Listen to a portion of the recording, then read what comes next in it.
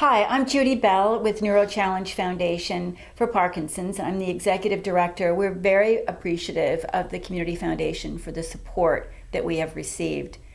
We're in our office in Northport, which is located just off Sumter and 41 in the Presbyterian Diocese. We have 2 offices and a conference room. In order to offer programs in Englewood, Venice, we have partnered with other organizations. We use the Chamber of Commerce in Venice for our meeting space. We use the Englewood YMCA. We also are starting meetings at Aston Gardens and at Jacaranda Trace. Parkinson's is second only to Alzheimer's for prevalence of neurological disorder. It affects between 1.5% and 2% of the population in this South County area. It's a very common disease. With your grant, we've been able to provide some services in Venice and Englewood that we would not have had. The services are for people who are affected by Parkinson's.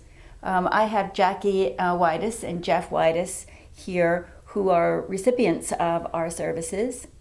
You'll find that when people are diagnosed with Parkinson's, it's a really frightening diagnosis. I just wanted to say that sometimes you give it $25 or $50 or $100 and you really wonder, does this do anybody any good? And I can tell you from personal experience that so many people come to NeuroChallenge when they're just in crisis mode or they're at their wit's end, because not everybody knows what services are available. Many people just sort of hibernate.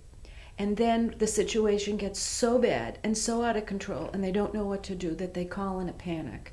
And I've seen it personally. I went to a support group one day and the facilitator said, we're going to have a new person today because she just called this morning and she came in and she was in distress, which the first time everybody attends a support group, a lot of times they're in distress. And you could see the relief wash over her when she said, well, I have this challenge. And Carissa said, I can give you some referrals for that. And someone else said, oh yeah, my husband does that too. And when you find out that the nightmares and the different issues are not unique and are something that can be controlled with medication, then all of a sudden it's not a crisis anymore, it's just a challenge that you have to rise to. And it's difficult to remember that she's talking about the caregivers, the care providers. We can say exactly the same thing about the patients of Parkinson's. And people come in crisis thinking that nobody in the world is in the kind of difficulties that I'm experiencing. No one in the world is as hopeless at what's going on in being able to control what's going to happen to me.